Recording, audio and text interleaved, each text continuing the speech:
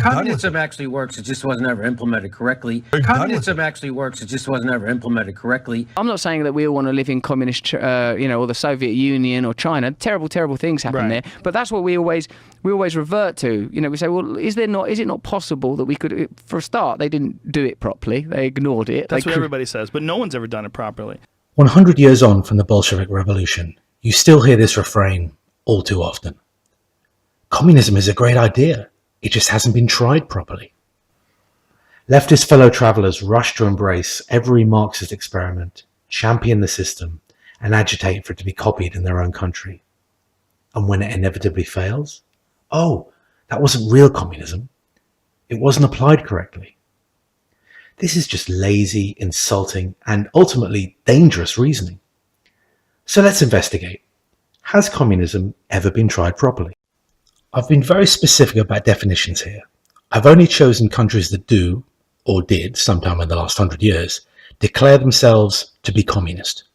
That is, ruled by a dictatorship of the proletariat that follows the doctrine of Marxist-Leninism to achieve full communism. If we expand the definition further to include avowedly socialist countries, the list would easily double. However, I'm being strict. Therefore, this list contains only countries that are constitutionally communist, or in one case, are ruled by a self-declared communist party.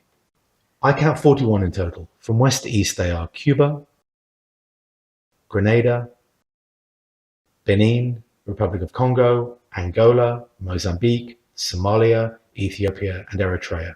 In Europe, East Germany, Czechoslovakia, Poland, Hungary, Yugoslavia, Albania, Bulgaria, Romania, the USSR, which incorporated the Soviets of Latvia, Lithuania, and Estonia, Moldova, Ukraine, Belarusia, Russia, the Transcaucasian Soviets of Georgia, Armenia, and Azerbaijan, and the Soviets of Turkmenistan, Kazakhstan, Uzbekistan, Tajikistan, and Kyrgyzstan.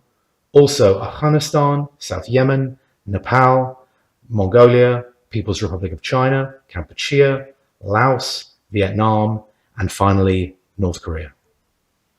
A special note on Nepal. Nepal is currently led by the NPD, the Communist Party of Nepal, who reject armed revolution in favour of power through the ballot box. As of 2018, they hold about half of the seats in the House of Representatives and the Sabha. So how well do communist countries perform? Well, we're fortunate here to have two very good analogues to judge that. Two examples of communism functioning right alongside an almost identical non-communist state. Let's compare.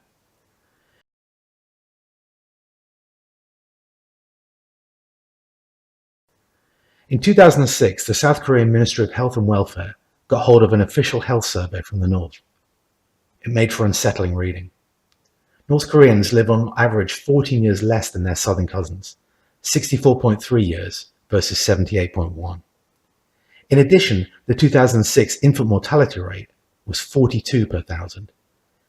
This is 14 times higher than South Korea's 3 persons per thousand. In 2012, a study of refugees from the North showed they were significantly shorter than their South Korean counterparts. Perhaps this shouldn't be surprising, given the man-made famine of the mid-1990s. Hundreds of thousands, perhaps millions, died due to resource mismanagement by the state and the North's military-first policies. North Korean GDP per person remains amongst the lowest in the world, a risible situation for a country that until 1973 had a larger economy than the South. This is a comparison of all 16 Bundesländer immediately following German reunification. The 5 poorest, in gold on the right, are the 5 that made up the former East Germany.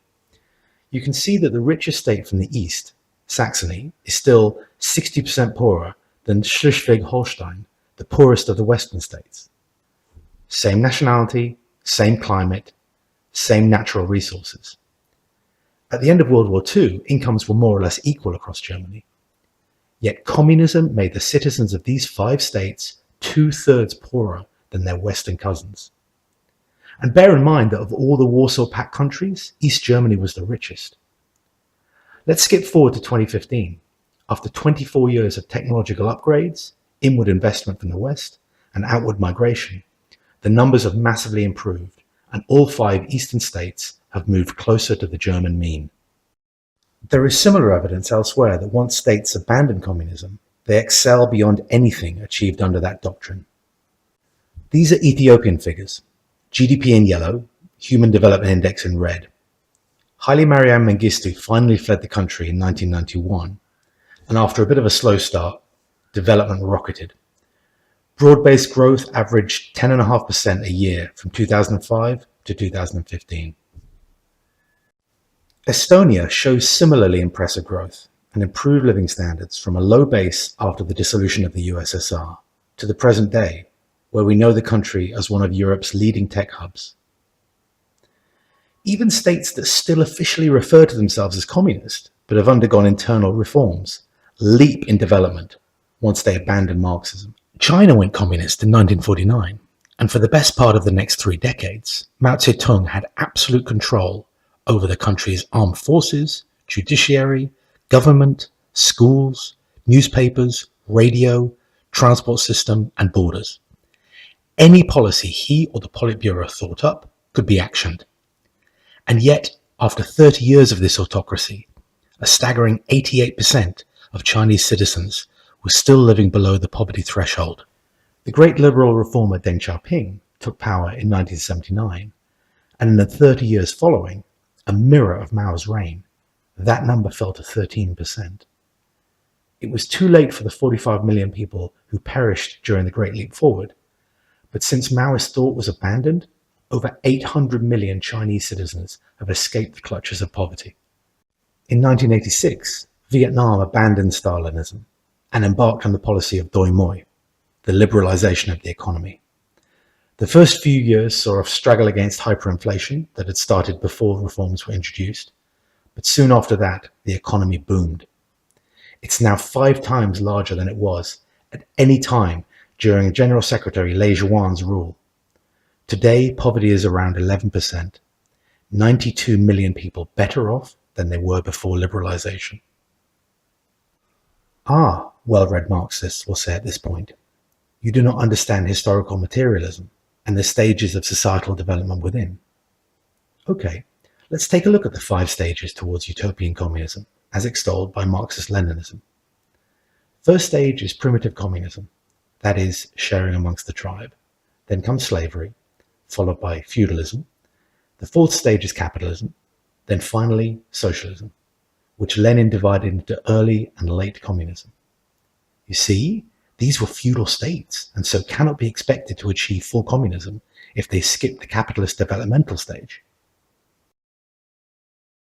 Okay, I'll be generous and allow that. I'll accept that the likes of Russia and Benin were not ready. However, there are plenty of examples of sophisticated, advanced capitalist states well into the 4th stage of Marx's developmental journey that attempted to reach the promised utopia. Pre-war Hungary was incredibly well developed.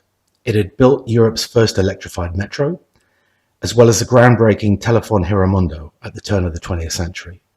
By the 1930s, its capital, Budapest, was one of the most sophisticated and multicultural cities on earth. In 1938, Czechoslovakia was the 10th most industrialized country in the world. It possessed a skilled labor force, and what's more, it made it to the end of World War II relatively undamaged. Yes, Cuba had problems, and I'm not excusing corruption or the Batista dictatorship, but by 1959, the year of the revolution, it was a rich country by regional standards and boasted a flourishing civil society. Even North Korea was a good candidate. Under Japanese occupation, the North had been heavily industrialized, and when the Koreas split in 1948, almost all of the industry on the peninsula was north of the border. The country possessed massive deposits of iron and zinc, and there were factories, mines, and an educated population to extract them. These were not agrarian backwaters held captive by feudal landlords. They were industrialized, mixed or market economies. They were home to educated populations. They all had established trade networks, banking sectors with lines of available credit, and vibrant civil societies. Exactly the type of economies that were perfectly placed within historical materialism for smooth entry into what Lenin called first stage communism. So how did they do after 5 decades of Marxist-Leninism? The Czech economy performed moderately during the first two five-year plans, but soon fell victim to inflation, low investment, and sluggish growth. By the time the country emerged from the Cold War, it was drastically poorer than its near neighbours, Austria and West Germany. Cuba scores well in life expectancy and child mortality, but poverty is widespread. Wages are deliberately held down, and political protest is crushed whenever it challenges the communist leadership. The country only survived the last 40 years thanks to massive subsidies, first from the Soviet Union and later Venezuela, and has only avoided total collapse due to Raul Castro's tentative market reforms. North Korea needs no further comment. Hey, you're only concentrating on economics. Life is not just about money. What about culture? Fine. Of the 490 Nobel Prizes awarded since the Bolshevik Revolution, a mere 20 have gone to residents of communist countries, 4% of the total. And of those, 5 medals were awarded to dissidents, writers and activists rebelling against communism. In 1990, the Peace Committee awarded its prize to Mikhail Gorbachev for effectively dissolving the USSR. There are some slim cultural pickings. Marxist regimes have produced perhaps a couple of dozen films that will last forever. The novels of Ismail Kadare, Mo Yan, and Stanislav Lem shine like supernovas. And of course, Prokofiev's symphonies are timeless.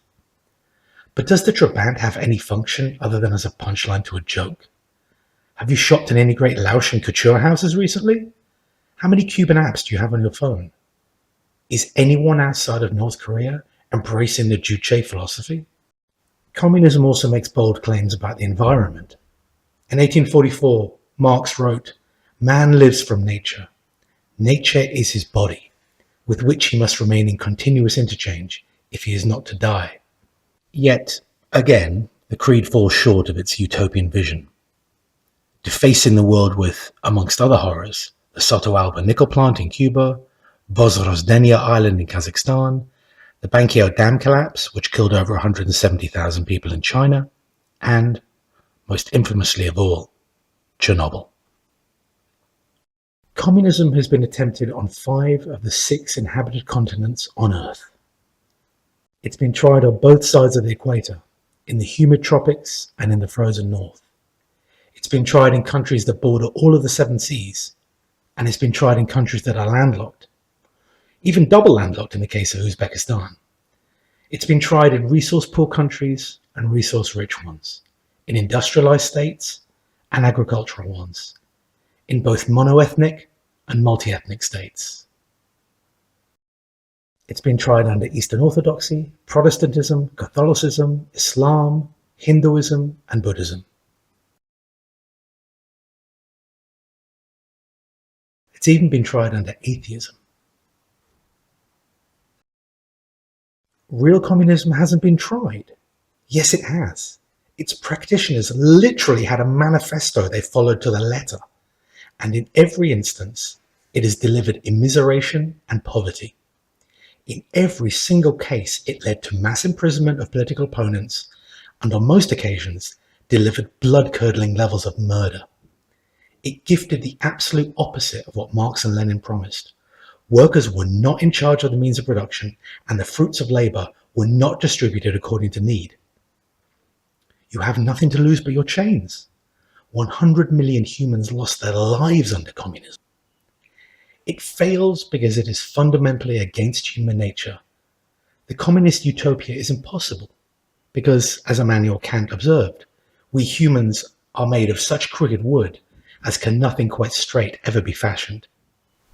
Communism asks us to judge it on its intentions for a supposed better world. Its outcomes deliver the very opposite. These outcomes, corruption, developmental regression, impoverishment, ossified power structures, malnutrition, death. These are not bugs of the system. They are its core features.